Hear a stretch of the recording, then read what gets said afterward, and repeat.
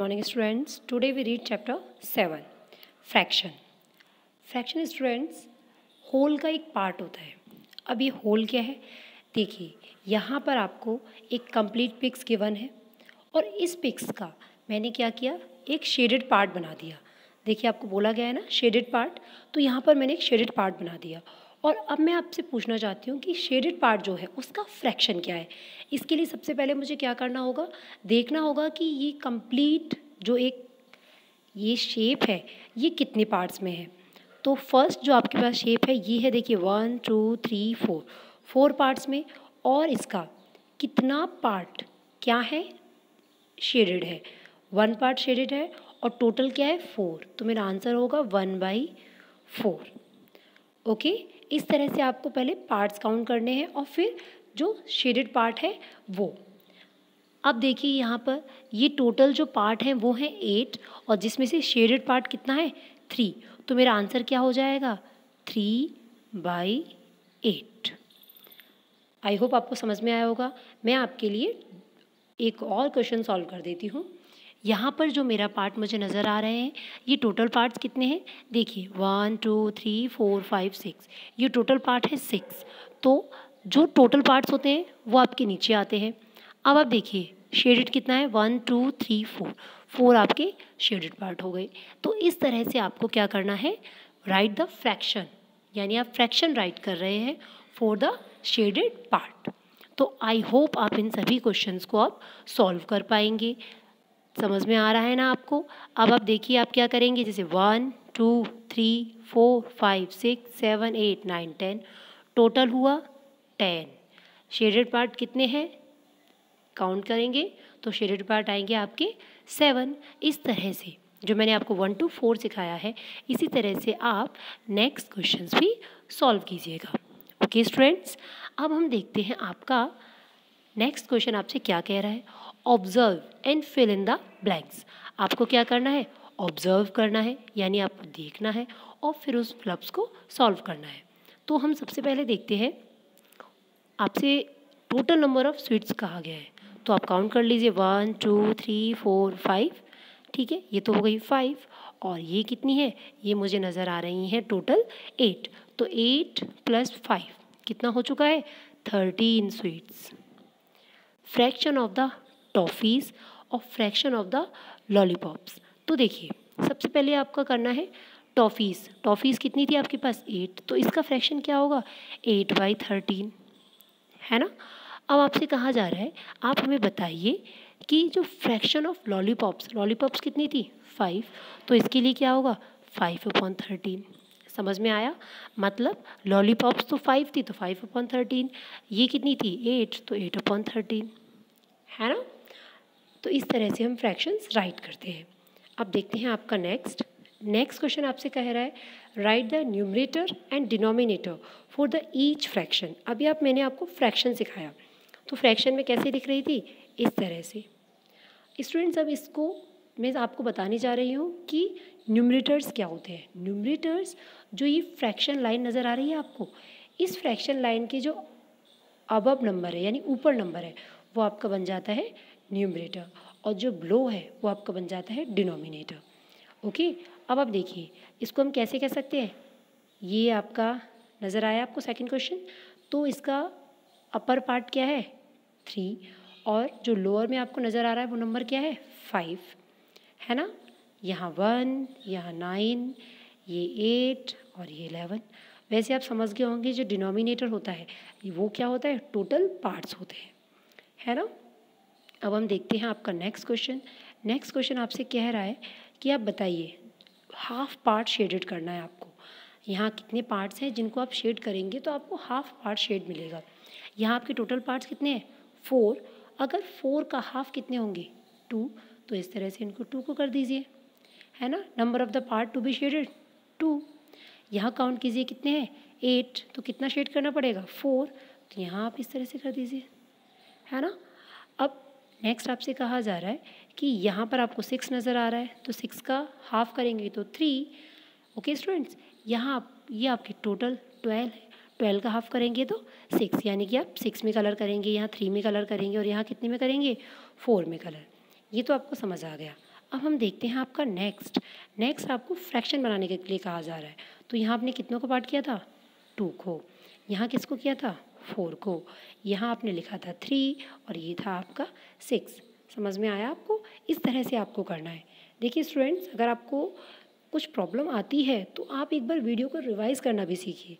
जैसे कि मैंने इन सबको समझाया, वीडियो की स्पीड भी कम कर सकते हैं, वीडियो को रिवाइज़ भी कर सकते हैं, ओके, ताकि आपको फ्रैक्शन बहुत अच्छे ढंग से समझ आ सके। अब हम देखते हैं आपका नेक्स्ट।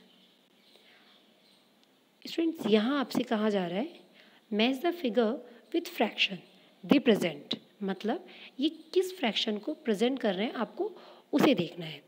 तो सबसे पहले हम देखते हैं जो आपका 5 और 16 है ना, ये कहाँ पर है? तो देखिए 5 शेड कहाँ पर है? 1 2 3 4 5, और इसके अलावा कहीं 5 शेड्स हैं, ये 3 शेड, ये 4, यहाँ पर आपको, और यहाँ कितनी है? 6, यहाँ है 3, है ना। तो ये तो शेडेड पार्ट है ही नहीं ये वाले। सबसे पहले आप क्या करेंगे? इजी वे से करते हैं। 5 16, ये इसको आपने कर दिया। इसके बाद 4 8, तो आप यहाँ देख रहे हैं कि कितने पार्ट्स हैं इसके, ये देखते हैं। यहाँ तो आपको 1 2 4 पार्ट्स कहाँ हो सकते हैं आपके? 4 पार्ट्स आपको देखने होंगे। तो देखिए बच्चों, सबसे पहले हम क्या करने वाले हैं, हमने इसे कंप्लीट कर लिया था आपका, किसको? यहाँ पर, ओके। अब हम करेंगे 4/8। यहाँ ध्यान से देखिए, एक शेप आपकी ऐसे है, तो यहाँ पर ही इस तरह से पार्ट हो रहा है। अब आप इसे काउंट करेंगे तो देखिए 1 2 3 4 हो गया, और कितने पार्ट्स बच गए आपके? 4 पार्ट्स, यानी टोटल पार्ट्स कितने हो गए? 8। इस तरह से करना है। अब 3/8 को देखिए, 3 कहाँ पर है? ये रहा 3, है ना। अब 4 पार्ट कहाँ पर है? 1 2 3 4, और टोटल करेंगे तो ये 12 आ जाएंगे। 24 देखिए, 24 पार्ट्स वाला ये है। इस तरह से आपके मैचिंग हो जाएगी। अब हम देखते हैं next. Monica ate 3 piece of pizza out of 8 equal parts, यानी वो 3 कर चुकी हैं और 8 उसके टोटल पार्ट थे। हो गया ये simple. Out of the 8 balls that Sachin has, 3 are green and rest are red. The fraction of red balls is, देखिए 3 तो ग्रीन है, तो टोटल 8 थी, तो 8 - 3 करेंगे तो आपके पास क्या आ जाएगा? रेड। अब वो कह रहा है कि रेड का फ्रैक्शन बताइए, तो क्या आएगा? 5/8। ओके स्टूडेंट्स, इस तरह से आपको सॉल्व करना है। अब हम देखते हैं आपका नेक्स्ट क्वेश्चन में आपसे कहा जा रहा है divide an each shape of the following figure such that it represent the given fraction, यानी आपको इसके टोटल 8 पार्ट्स करने हैं। ये आप 8 पार्ट्स आप स्केल से करेंगे तो बेटर ढंग से कर पाएंगे। और आपसे कहा जा रहा है कि 7 को कलर कर दीजिए, तो आप क्या करेंगे? इस तरह से 7 को कलर कर दीजिएगा। अब आपका सिर्फ कितना रह गया? अब आपका रह गया 1 आपने क्या कर दिया? लेफ्ट कर दिया, तो कितने पार्ट्स कलर हो गए? 7, तो 7/8 आंसर। अब आप क्या करेंगे? इसको 8 इस तरह से लाइन में डिवाइड करिएगा और उसमें से 5 में क्या कीजिएगा? कलर कर दीजिएगा। ओके, और ये वर्क आपको स्केल की हेल्प से करना है, यहाँ मैं आपको समझा रही हूँ। अब इसके कितने पार्ट होंगे? ऐसे 4 पार्ट होंगे, है ना, इक्वल पार्ट्स करेंगे, और 3 को क्या कर देंगे? शेड कर देंगे ऐसे करके, है ना। अब नेक्स्ट आपके 5 पार्ट, तो एक ऐसे कीजिएगा, बीच में डॉट, और इस तरह से लाइनिंग कर दीजिएगा, है ना। तो ये इसके पार्ट्स हो जाएंगे, और फिर इसमें से 5 में आप कलर करेंगे, तो आपका क्या हो जाएगा? 5/6। 2/3 के लिए क्या करेंगे? इसको भी इस तरह से, है ना, और 2 को कलर कर देंगे। इस तरह से आप इन सब कंप्लीट करेंगे क्वेश्चंस को। नेक्स्ट आपसे कहा जा रहा है right the following fraction in words. देखिए बच्चों, इसके लिए मैं पहले आपको ये सिखाऊंगी, इससे आपके लिए थोड़ा ईजी हो जाएगा। 2/9 यानी कि 2/9, 5/7 यानी 5/7, 6/8 6/8, 1/5 1/5, 3/4 3/4। ईजी था ना? जो आपसे ने बोला वही आपने लिखा। अब आप इसको कीजिए, 2/7 यानी कि 2, है ना, और 7 जब आप लिखेंगे तो 7th लिखेंगे। देखिए ये लिखा हुआ है ना 7th, इस तरह से, यानी कि SEVEN नहीं, इसके बाद आप THS भी लगाएंगे। यही है फ्रैक्शन की पहचान।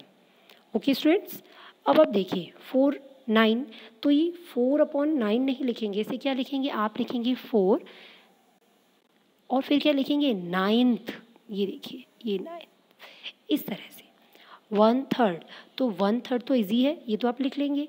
अब 6/8, जब 8 आएगा तो यहाँ देखिए, है ना, ये 6/8 ही है ना, इस तरह से इसे कंप्लीट करने वाले हैं।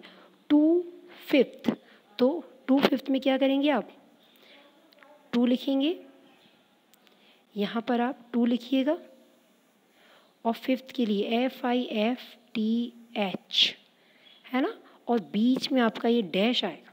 ये बहुत ज़रूरी है कि आप फ्रैक्शन को इस तरह से ही लिखिए। आई होप आपको समझ में आया होगा कि फ्रैक्शन क्या है और इन्हें किस तरह से समझते हैं, किस तरह से कंप्लीट करते हैं, आप क्वेश्चंस कैसे सॉल्व कर सकते हैं। Thank you so much students for watching this video.